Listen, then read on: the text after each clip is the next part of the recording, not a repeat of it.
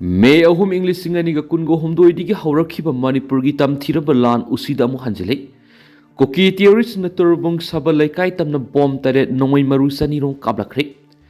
Grewal amasum BSF ki maikei digi Kuki theories sing tamna nongoi kaphi. Mayum da hanjinba haururaba turbung gi kunja sing amu hana lanjinari. BJP Rajib Singhana su Sampur satuna police amadi security force singa security gi review meeting pangthok luraba matungda attack sa tharakhibani.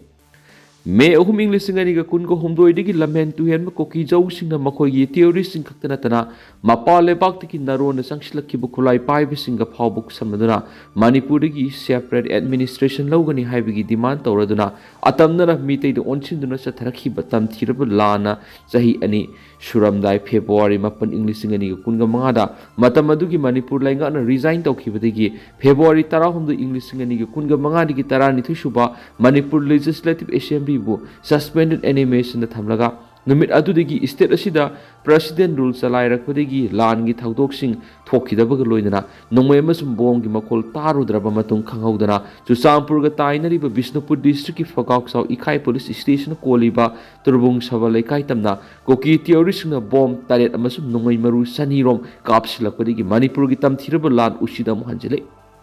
Kokomi amasum IDP singna lengak na mangjona haikibagi matungina saliba tha sigi manungda IDP singbu masagi mayumda hanjin hangadabani haiduna akan makhungjan sangsilakpadagi tha sigi marida Bishnupur gi deputy commissioner Puja Elangwamna Laimaram Waroi Singdagi Lanjelaktuna Waroi Sing High School da hangba relief camp da lairakhiba IDP singi manungdagi imung humfuga marigi miyoi sanigi yankhai ga teret hongjin hankraba matung ngarang district asigi ADM na makhatana IDP khara masa masa gi mayumda hanjinan kibani ngarang ADM na IDP singbu mayumda hanjinan ba ubada Kuki theory singna thangjing singi maikai rom digi appa makhal gi Khutlai paiduna kumtarakibani adubu makoi bu mafam adu deploy toba central force singna thingduna makhatana lakan kidabani adumoina ngarang DGP Rajib Singhana Chusampur district satuna district adugi ASP gi conference room ama sangaba garoidana district adu da hausi oiriba security gi phibam yengsiladuna makhatana security gi maikei digi section thorong lakhot kadaba sing review tawgi mifam pangthok luraba matung khanghaudana ngarang nomidang Kuki theory singna akan be tek sa tharakibani DGP gi khongsat adugi manungsana Chusampur district ki tuan ba civil society organization CSO singi mihut singasu unaduna wari watai sanarakibani thawdo asi ngarang nomidang pung 9:30 ga mangaram tarakpadigi hauduna thokibani Kuki theories na Chusampur PS ki jurisdiction manung saliba kangbai khulgi zalen phai amasum Mathijang haina khangna mafam singdagi turbung sabal laikai tamna bom tare thangna kapsilakhiba tana nongmai maru sani rom kapsilakibani makoina kapsilakhiba bom singna turbung sabal laikai gi miyoi mitai khul asiana yahon khidrabasu kapsilakhiba nongmai maru singdi mitai laikai sigi thongal phaw yoksilakpa yauki adubo aso apandi amati yaukidi Kuki theory singna khanghaudana ngarang nomidang akan be attack sa tharakpadagi thawdok thokpa manakta deploy tawba 10 super battalion BSF ki B company ki personnel singna amasum Grewal regiment ki personnel singna Kuki theory sing tamna handuna nongmai round khara kaphi heri thawdok thokriba mafam asiga 10 super battalion BSF ki B company ki counter insurgency post lairiba turbung kaithil gi marakta kilometer amarom lapna heri maram sina Kuki theory sina bom amasum nongmai maru kya kapsindun attack sa tharakpadagi central security force ani gi maikai digi khuthanduna kapkhrabas Kuki theory singi maikai da aso open yaw gi paw phangmangam khidi bom amasum nongmai makhol tabadagi turbung sabal laikai gi yauna thangna leiba miyoi sing amu hana thawai hingnabagi damak lanjanaki loinana ATS bu khosaungnara bu khunja singna ngarang numidang might phaw sisinaduna community hall amada punsinaduna mifam bangtoki thagdo asigi paw tabadagi mafam asida Bishnupur district police ki makok thongbu official yauna atai security force ki personnel singsu sangsinaraki adobu khunja singi makai digi Manipur president rule gi lengak leiduna miyambu thoningdaba thagdok sing thondanaba ningthijana ngakpi senbire hairaga karigidam Kuki theory sing amu hana mitai khul sing tamna nongmai amasum bom sing kapsin hanba ngamlibano haiduna penaba phongdoki Kuki theory sing ngarang sa tharakhiba akan ba ate asi deploy toriba tuan ba central force sing na makogi tawkom mathau tahudabadigi attack torapo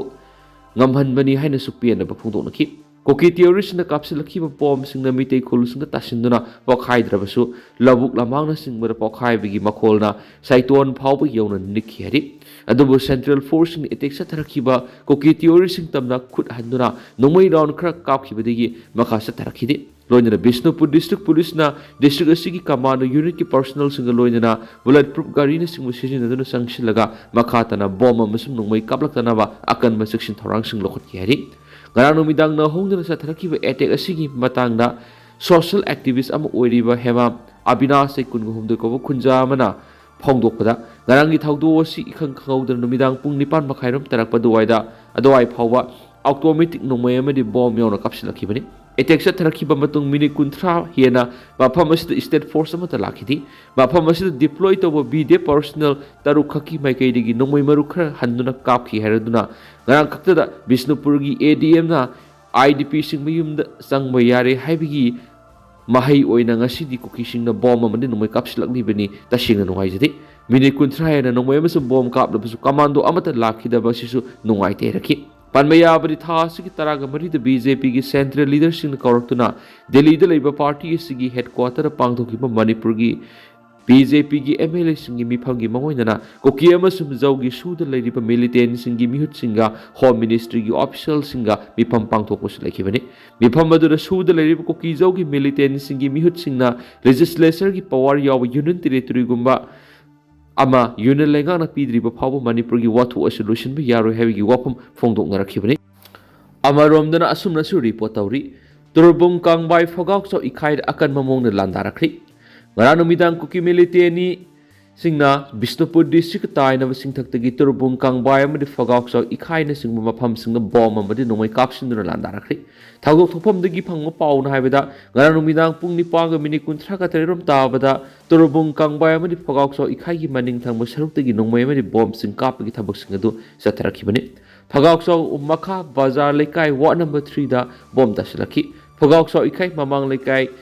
makha bazar na sing mafam sing da leiba yum sing nongoi maru sing yoksilaki yum manakta bom sing taslakpa amadi lepta na kaplakpa afaba makhal gi nongmai gi maru sing yum sing yoksilakpa duda mafam aduwai da leiba khunja sing mi paina ba loina sapagata mafam sing da thaidok tro lainaki kharana mayum thadok tuna senaraki panmaya bali haukiba sai english sing ani ga kungo homdoi me ahumdigi haurakhiba irang na maram oiduna matam sangna masagi mayum da leiba phanglaktraba mi mayam amadi district administration na hanjinba yaragani haiduna ngarang khakta mayum da hanaduna laikibani matam sangna mayum da leiba phangdabadu ngarang digi leiba phangba awaba punama kauthoktuna leiruraga ngarang amu akan mamong da bom amadi nomai sisinaduna landarakpa aduda fi yomlaga amuk sienbagi fibam da leide hadi phagak saw ikhai gi khunja singna tawriba thawng amadi lainga ki thabak sing yamna penaba wapam sing thamnakli khunja man hai aikhoidi lainga pana siliba santi laknaba thabak thorom kayada yauduna lakpani irang kalingaida sisindaramba khulai kya government na haibadigi pikhatuna yamna ingna leinaba honaba yauduna lakibani santi lagle haiduna sanga festival phawbu pangthoktuna ngarang yumda hanba yarani haiduna changsinduna leiraga ngarang nungmai amadi bomb sing kapsinduna landarakibasigi wantok karino haiba wapam thamakli hauziki mawong asidi muknariba nakanani gi maraktagi amadagina khulai lakhalaga atopa nakangina free thabane haiba wapam thamnakli mafam aduda akoibida leiba police amadi central forcing thomjingkhri haidi seraksida atopa pawge lekun singna phongdorakpagi matungina ngarang numidang Chuchangpur district ki masak naiba miyo amagi mayumdagi drug sing amadi khusukulai sing phagalubada maram mafam aduwaidigi miyamna horaktuna nakal ani gi marakta akan mongna munaki haidi ngarang mitei khunsingda bom amadi nongmai gi landa satharakibado Assam Rifles ka miyanga munakiba asigi makha tarakpa mali hainabaga yawbaga loinana maitai singi masagi mayumda hanjinba adugi mayok satharakpa landa su mali heba wapum pawgil khunsingdo makha tana phongdongnari amaromdana Delhi da Kuki MLA sing yauna state ki BJP ki MLA singi mifamda santi puraknaba khanakibadugi mayokta satharakpa landa mali haina atopa pawgil khunsingdi makha tana su phongdongnari Indo-Myanmar border da mitop lising amaga chamaga humfuga manga fugatki ꯍꯧꯈꯤꯕ ꯆꯍꯤ ꯂꯤꯁꯤꯡ ꯑꯅꯤꯒ ꯇꯔꯥꯒ ꯃꯔꯤꯗꯒꯤ ꯍꯧꯖꯤꯛ ꯐꯥꯎꯕꯗ ꯏꯟꯗꯤꯌꯥꯒ ꯃ꯭ꯌꯥꯟꯃꯥꯔꯒ ꯇꯥꯏꯅꯕ ꯉꯝꯈꯩ ꯂꯥꯟꯁꯤꯟꯗꯨꯅ ꯆꯪꯁꯤꯜꯂꯛꯄ ꯃꯤꯑꯣꯏ ꯂꯤꯁꯤꯡ ꯑꯃꯒ ꯆꯥꯝꯃꯒ ꯍꯨꯝꯐꯨꯒ ꯃꯉꯥ ꯌꯥꯎꯅ ꯏꯟꯗꯤꯌꯥꯒ ꯑꯇꯣꯞꯄ ꯂꯩꯕꯥꯛꯀ ꯇꯥꯏꯅꯕ ꯃꯐꯝꯁꯤꯡꯗꯒꯤ ꯆꯪꯁꯤꯜꯂꯛꯄ ꯃꯤ ꯂꯤꯁꯤꯡ ꯀꯨꯟꯒ ꯍꯨꯝꯗꯣꯏꯒ ꯆꯃꯥꯄꯟꯒ ꯀꯨꯟꯒ ꯇꯔꯨꯛ ꯐꯨꯒꯠꯈꯤ ꯍꯥꯏꯅ ꯄꯥꯔꯂꯤꯌꯥꯃꯦꯟꯠꯇ ꯍꯣꯡꯒꯤ ꯃꯤꯅꯤꯁꯇꯔ ꯑꯣꯐ ꯁ꯭ꯇꯦꯠ ꯅꯤꯇ꯭ꯌꯥꯅꯟꯗ ꯔꯥꯏꯅ ꯐꯣꯡꯗꯣꯛꯈ꯭ꯔꯤ꯫ ꯏꯟꯗꯤꯌꯥꯒꯤ ꯑꯋꯥꯡ ꯅꯣꯡꯄꯣꯛ ꯁ꯭ꯇꯦꯠꯁꯤꯡꯒꯤ ꯃꯅꯨꯡꯗ ꯃꯅꯤꯄꯨꯔ, ꯅꯥꯒꯥꯂꯦꯟ, ꯃꯤꯖꯣꯔꯥꯝ ꯑꯃꯁꯨꯡ ꯑꯔꯨꯅꯥꯆꯜ प्रदेशकी किलोमीटर लिसिंग अमग चात्रुक निफुग हुमदोई सांगना म्यांमार ngамखै पुलि मसिगी मनुंगदा मणिपुर की किलोमीटर चहुंगा मौद्रागा निपान, नागालैंड की किलोमीटर चनीगा तरागा मंगा, मिजोराम की किलोमीटर चौंगागा तरा मसुम अरुणाचल प्रदेश की किलोमीटर चौंगागा कुनि हौखिबा चही लिसिंग अनिगा तरागा मरीदगी लिसिंग अनिगा कुनगा मरीदा ngамखैदा मितोपसिंग चंगसिलकपदगी फोगतखिबा असिदा सिनागा तायनबा ngамखैदगी अमत यावखिदि चंगसिलकखिबा असि पाकिस्तान, बांग्लादेश, म्यांमार, नेपाल अमसुंग भूटान लोमदगिनि लोक सभा थमखिबा ऑफिशियल ओइबा डाटागी मतुगिन चंगसिलकपदगी फाखिबसिंग असिगी मनुंगदा ख्वाइदिगी हेना मसिंग यामबदी इंडो बांग्लादेश बॉर्डरनि इंडो बांग्लादेश बॉर्डर की मतुंग मसिंग यामना फाबदा मथंग मथंग ओइना म्यांमार, पाकिस्तान अमसुंग नेपाल, भूटान गा तायनबा ngамखैनि हौखिबा चही लिसिंग अनिगा तरागा मरीदगी ओइना मथंग मथंग खोमजिलगा लोक सभा थमखिबा डाटागी मतुंग हौखिबा चही सिंगदि इंडिया की नोंगपोक अमसुंग नोंगसुप थंगबा सरुक्तगी ngамखै लानसिनदुना लेपतना चंगसिलकबगी फिबम लै अदुबो अवांग थंगबा चीनागा तायनबा मफमसिंगदा मितोपसिंग चंगसिलकपदगी फाबगी रिपोर्ट लैति। तृणमूल कांग्रेस की एमपी सिंह जगदीश चंद्र वर्मा, बासुनिया अमसुंग शर्मिला सरकार हंगिबा वहंसिंगी ओइबा पाखुमना minister of state for home Nityanand रायना फोंदोखिबगी मतुंगिना इंग्लिसिंग अनिगा तरागा मरीदगी इंग्लिसिंग अनिगा कुनगा मरी फावबदा बांग्लादेश, म्यांमार, पाकिस्तान अमसुंग नेपाल, भूटान गा तायनबी इंडिया की ngамखैसिंगदा लानसिलकपा मी लिसिंग कुनगा चनिपानगा तरुक फुगतखि अमदि इंग्लिसिंग अनिगा कुनगा मंगागी जनवरी थादगी नवेम्बर फावबदना मी लिसिंग अहुंगा चामा कुनगा मापन फुगतखि फुगतखिबसिंग असिगी मनुंगदा लिसिंग तरागा निपानगा चनिपानगा यांखैगा माथुइदि इंडो बांग्लादेश बॉर्डर दगिनि लिसिंग अमगा चामागा हुमफुगा मंगाना इंडो म्यांमार बॉर्डर दगिनि चौंगागा यांखैगा तरुकना इंडो पाकिस्तान बॉर्डर दगिनि अमसुंग चनीगा कुनगा हुमदोइना इंडो नेपाल भूटान बॉर्डर दगिनि लोक सभा थमखिबा डाटा अदुगी मतुगिना चटलिबा सही इंग्लिसिंग अनिगा कुनगा मंगागी जनवरी थादगी ममांगी नवेम्बर फावबदा लैबा असिगी ngамखै लानसिनदुना चांगसिलकपदगी फगतखिबा मियोय लिसिंग अहुंगा चामागा कुनगी मनुंगदा ख्वाइदिगी हेना मसिंग यामबदी इंडो बांग्लादेश बॉर्डर दगिनि मसिगी मथंगदा इंडो म्यांमार बॉर्डर नि कोर्ट लाखिद्रबा मा फारगा पुरनबा खनख्रि सेशन कोर्ट बिष्णुपुर नंगरांग क्वाक्ता वार्ड नंबर 3 दगी एमडी अब्दुल हाई मकक मयुम सै कुंथ्रागंथि कौबा मिये मबु फारगा कोर्ट पुरनबा वारेंट ऑफ अरेस्ट पिख्रि कोर्ट असिदा सथरकपा NDNPSA की मरी लेनबा केस अमगा मरी लेनबा सेंटेंस हियरिंग नुमित कोर्ट लाखिदबदगी माकपु सेंटेंस हियरिंग डिसेंबर 19 सथनबा लेपख्रे हरि कन्विक ओइरबा MD अब्दुल हाई मकक मयुमसी माकी मथकता फगाक्साव इखाई पुलिस स्टेशनना थांगलखिबा चार्ज शीट अमगी मतुंगिना हौखिबा अक्टोबर 9 दा सतखिबा प्रोसिक्यूशन विटनेस की स्टेटमेंट रिकॉर्ड तौबा मतमदा मा असि मारा लैरे हन लौथोखिबनि कुमजाइंग लिसिंग अनिगा कुनगनि थोइगी अगस्त 15 दा हेरोइन पाउडर ग्राम तरुक पुरमबदिगी फाखिबगिदमा NDNPSA की सेक्शन 21B अमसुम 63 की मखादा सही की सेप्टेम्बर 9 मा की मथकता चार्ज फ्रेम तौखिबनि माक मरा लैरे हाइने हेक लाउथोखिबा मतुंगदगी तोवान तुवान नुमितसिंगदा माकी सेंटेंस हियरिंग सथनबा कौबदा कोर्ट लाखिदबनि अमसुम ngasi चतखिबा कोर्ट की प्रोसीडिंग दा डिफेंस काउंसिल न कन्विक अदु मखाताना पाउ फाउनबा ngamkhidri हाइने थमखि कोर्ट डिफेंस काउंसिल की वफम तारबा मतुंग अमसुम केस की रिकॉर्ड येंगलबा मतुंग मखाताबा सेंटेंस हियरिंग डिसेंबर 19 सथनबा लेखि पनबयाबदी कन्विक असि कुमजा इंग्लिसिंग अनिगा कुनगनि थोइगी अगस्त 15 की नुमिदांग वैरम पुंग 3 मखाइरम ताबा मतमदा फगाक्साव इखाई पुलिस स्टेशन की टीम मना कोक्ता सबा लेकाई की टोल टैक्स ऑफिस मनाक लंबी असर अवोक्सिंग चेक तौदुना लैरिङैदा कन्विक अदुना गाड़ी मसा अमर तोंगदुना लाकपदा पुलिस उबदगी नांथोलगा चेना बोनखि अदुम वैनमक पुलिस न मियोइदु चेक पॉइंट अदुदा फाखि गाड़ी अदु चेक तौबा मतमदा गाड़ी अदुदगी हेरोइन पाउडर यावबा बातल मसा तरुक फगत ngamkhi amasum mahakna mayai kaaba chinjaksing adu laikai adugi nahasing amasum kholonariba khunjasingda yonanabani haina phongdokhi hari Jammu Kashmir kapnabada police की मियोई सिरे लैंडमाइन पोखाइबदा आर्मी जवान सिरी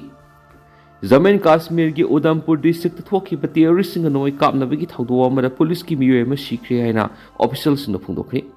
Udhampur district ki manung hanjina leiba khun amada ngarang numidang wairam thokhiba noi kapnabagi thawdo duda terrorist ama su suklamba ye haina thajanari haina makoina phungdokli. Inspector General of Police Jammu Zone Beme Sen Tuti Naki Singi district asigi Mazalta area da leiba Son Kunda Pakistan based of Jais Mohammed Kini Thazaba terrorist ahum leire haba pau khangmadagi security force na mafam duda operation sataki operation du satharingai mafam duda leiramba terrorist na nomai kapsilakhi na phungdu ladura maknaki nomai kapsilakpadurigi security personnel singna handuna kapnaki nakalani gi marakta kapna badu state police ki special operation group SOG ki jawan ama soki amadi matungna mahak lekatnaba ngamdana siki haina IGP na phungdokli namai kapna badura terrorist ama su solampa yai thajari haina phongdok ladun official singduna ki haujuk su area tu da makata na operation sa thari laikhidraba jawan adu gi maming Amjad Pathan kawi haina phongdok laduna makoi na ki ma Poonch district ki area da leiba Salwa da gini maraksta Union Territory sigi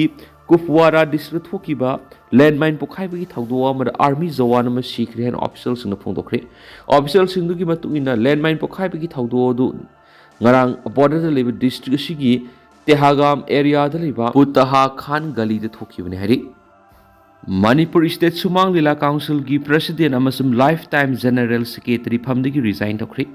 Mamang thagi kunga mathuidigi kunthra phawba numit tarani sumna pangthokiba Manipur Sangai Festival 2025 ki manungsana iboyama Sumang Lila Sanglen Lila khara ulubagi dama lona thingraba lahulu mangagi apun malupna athingba thamlakiba galoinana numit tarani ki manungna Manipur State Sumang Lila Council ki president amasum lifetime general secretary bu makoi gi phamdagi resign tawgadabani haina khangalakibagi matungina council asigi president oirakhiba miyamna Bin Laden Sahab haina hena khangnaba haujikna Samadon artist association da leiriba Laisram Tomba amasum Ozad Tolhan Mantri Tolan Sna hairaga khangnaba council asigi lifetime general secretary Sagrakpam Hemanta magi phamdagi resign tokri makhoi ani na masagi phamsingdagi resign tawbagi ayiba sirol singadu Hemantagi na tha asigi nipana council asigi secretary da pisin kibene duga president El Tombi gina tha asigi mapan da pisin kibene hari makhoi ani na pisin kiba pham thadopagi sirol singadu isamang na council asigi president amasum lifetime general secretary phamdagi pathajarage amasum